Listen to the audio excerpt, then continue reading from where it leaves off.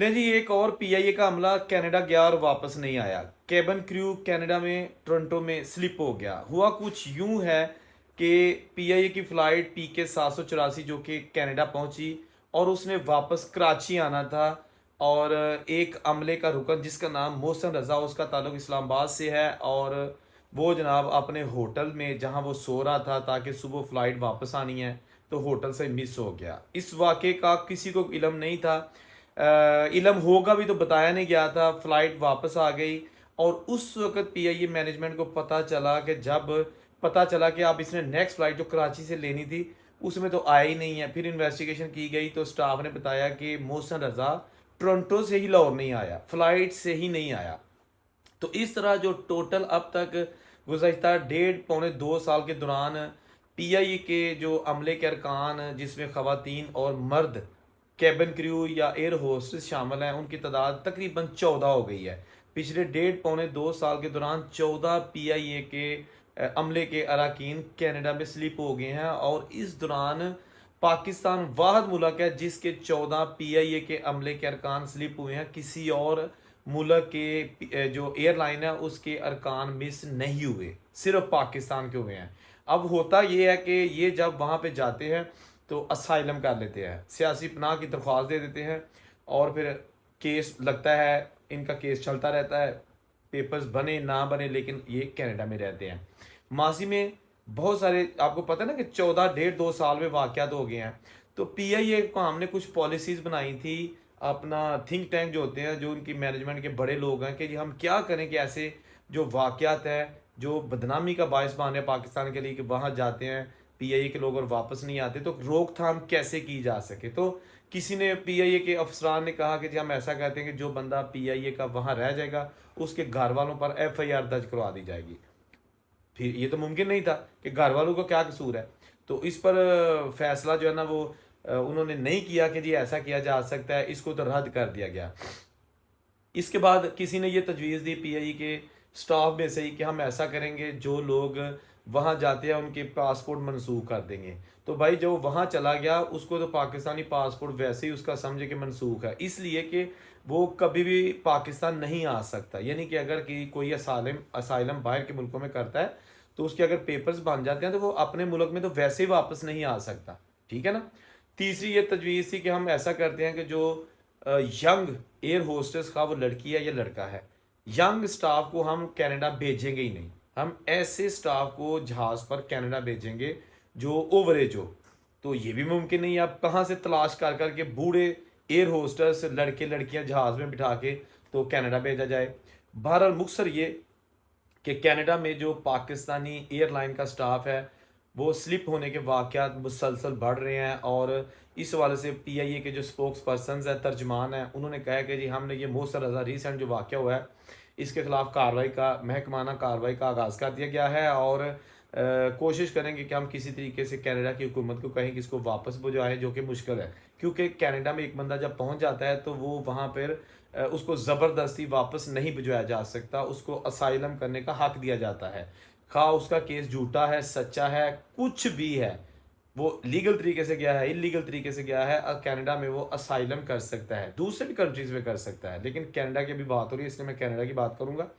तो वहाँ जाके जब वो असाइलम करता है तो उसका केस चलता है, और उसके बाद वो कनाडा की हुकूमत इनको वापस नहीं भेज सकती अनलेस के इंटरपोल के ज़रिए किसी को मंगवाया जाए। कोई यहाँ पे संगीन नौयत के मुकदमात में मतलूब मुलजिम वो बाहर के मुल्कों में रहता हो, तो फिर यहाँ की हुकूमत उस हुकूमत को कह सकती है कि जी आपके मुल्क में ये जो बंदा है ये हमें चाहिए, इसके ख़िलाफ़ बहुत सारे कत्ल के या जो संगीन नौयत के केसेस हैं वो चाह रहे हैं। तो ये इंटरपोल के ज़रिए उस बंदे को बुलाया जा सकता है।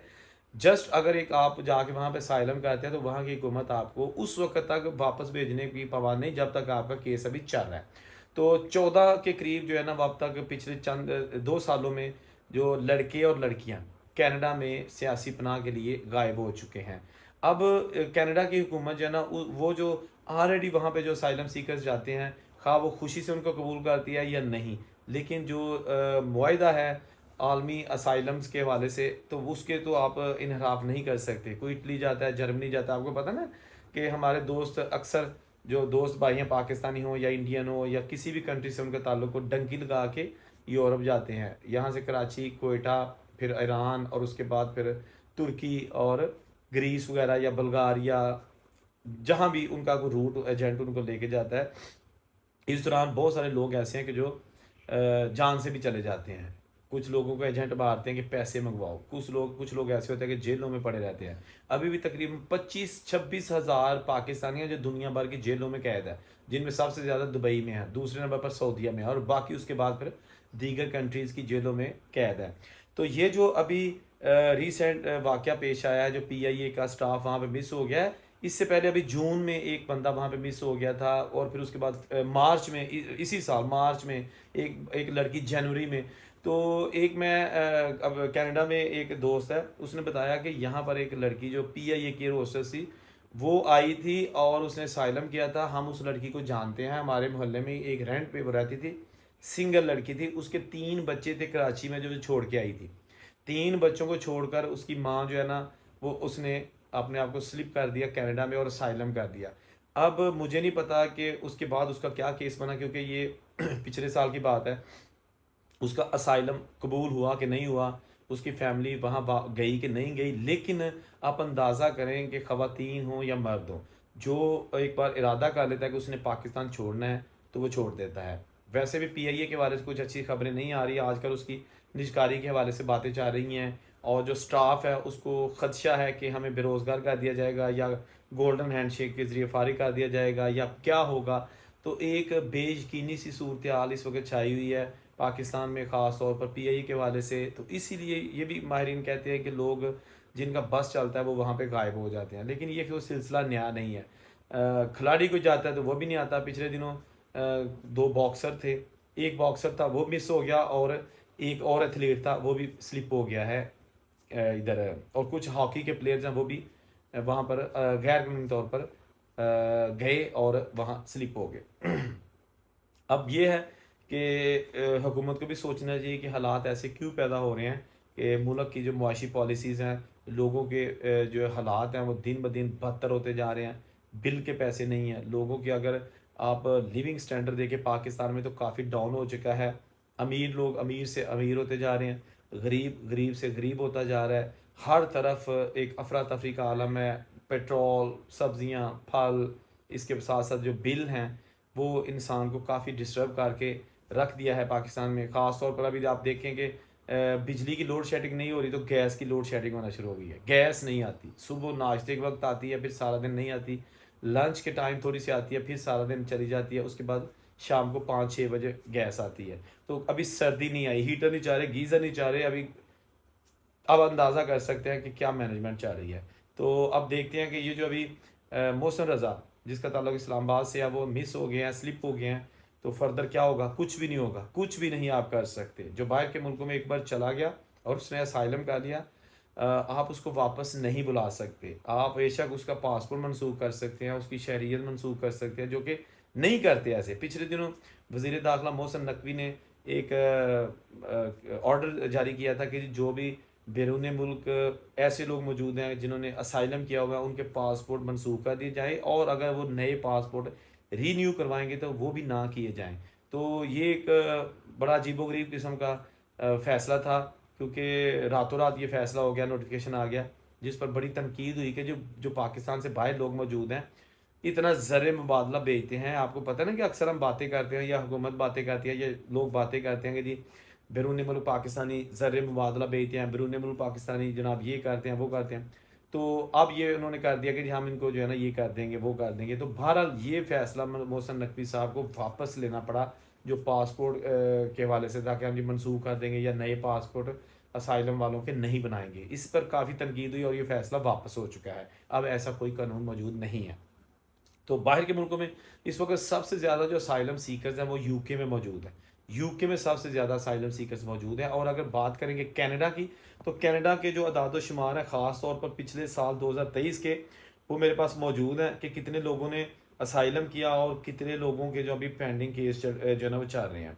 तो जो रिपोर्ट्स आई हैं सामने उसमें immigration and refugee board Canada के अदाद शुमार के मुताबिक सन 2023 में कैनेडियन हुकाम को पनाह की दरख्वास्त देने वाले 1,44,000 दरख्वास्तें मसूल हुई हैं। 1,44,000 टोटल, जिनमें से साल 2000 के मुकाबले में 57% ज़्यादा है, यानी साल 2002 में जो है ना वो थोड़ी थी, और 2023 में 57%, यानी डबल से भी ज़्यादा जो है ना वो लोगों ने वहाँ पर असाइलम के लिए दरख्वास्त दी। इन सारे जो केसेज है इनमें 4832 दरख्वास्तें पाकिस्तानी थी। ये पिछले साल 2023 की बात हो रही है, और ये गुज़श्ता बरस 1894, यानी 1894 दरख्वास्तों में 60% इजाफा है, यानी कि 2022 में 1894 दरख्वास्तें थी, 2023 में 4832 दरख्वास्तें थी। और इस वक्त भी जो इस वक्त कैनेडियन हकाम के पास पाकिस्तानी साइलम सीकर्स की दरख्वास्तें पड़ी हैं, उनकी तादाद 4870 है। अभी जो केसेस चल रहे हैं इनमें वो लोग हैं जो वहाँ विजिट वीज़े पे गए थे और उन्होंने असाइलम कर दिया। ज़्यादातर कनाडा में वही लोग जाते हैं कि जो विजिट वीज़े पे जाते हैं, या फिर वो अमेरिका जाते हैं, मैक्सिको बॉर्डर के ज़रिए जाते तो अमेरिका हैं, लेकिन उसके बाद वो फैसला करते हैं कि यार अमेरिका नहीं, साथ ही तो कनाडा है, वी शुड गो देयर, और असाइलम अप्लाई करते हैं। तो ये बहुत सारी ऐसी चीज़ें हैं जिसकी वजह से अब यूरोपियन कंट्रीज़ हों या ऑस्ट्रेलिया, कनाडा, अमेरिका हो, वहाँ पर जो असाइलम करने वाले हैं ना, उनके बारे में ये ख्याल किया जाता है, और एक कॉन्सेप्ट बन चुका है वहाँ की हुकूमतों में कि ये झूठ बोलते हैं और सिर्फ अपने आप को यहाँ लीगलाइज करने के लिए झूठ बोलते हैं। मेजॉरिटी ऐसी होती है जिनको अपने मुल्कों में कोई ख़तरा नहीं होता, सिर्फ मुआशी ख़तरा होता है, यानी कि ये गरीब गुर्बत की ज़िंदगी गुजार रहे होते हैं और अपनी गुर्बत की ज़िंदगी को बेहतर बनाने के लिए हमारे मुल्कों में आके असाइलम करते हैं, रदर दैन इनको कोई ऐसा जानी माली ख़तरा नहीं होता। क्योंकि जब इमिग्रेशन ऑफिस में आप जाते हैं, अपना केस अप्लाई किया होता है आपने असाइलम का, और आपको इंटरव्यू के लिए जब बुलाते हैं तो इस वक्त सवाल किए जाते हैं, और वहाँ पर जब आएँ बाएँ शाएँ जब करते हैं हमारे दोस्त, तो फिर वो जो है ना इनका केस रिजेक्ट कर देते हैं। फिर जो अपनी फाइंडिंग में एनुअल रिपोर्ट्स होती है उसमें बताते हैं कि जी इस वक्त मैंने, यानी कि जो ऑफिसर्स होते हैं, इतने इंटरव्यूज़ किए हैं टोटल इस साल में, और इसमें से सिर्फ 2 बंदे थे जो जेन्युइन थे, बाकी जो मैंने सैकड़ों किए हैं वो टोटल फेक झूठ बोल रहे थे, उनके पास कोई एविडेंस नहीं था, कोई सबूत नहीं था। बहरहाल ये सिलसिला चलता है, चलता रहेगा। कोशिश तो हम यही करते हैं कि गैर कानूनी तरीके से बाहर ना जाए। मेरी हर वीडियो में यही मैसेज होता है, गैर कानूनी तरीके से ना जाए, क्योंकि पेपर्स आसानी से नहीं बनते। नए नए आगे आगे जो ना प्रॉब्लम्स, नए नए मुसीबतों के दरवाजे खुलते जाते हैं, और बंदा फिर वहीं का होकर रह जाता है। पीछे जो लोग होते हैं वो पीछे रह जाते हैं, और ये जो बंदा ये फिर गया, ट्रैक से गया, पैसे भेजता रहेगा अपने मुल्कों में, लेकिन वहाँ फिर जो है ना सारी ज़िंदगी का होकर रह जाएगा। अल्लाह ताला साहब के लिए आसानियाँ पैदा करे। औरंगज़ेब को इजाज़त दीजिए। अल्लाह हाफ़िज़।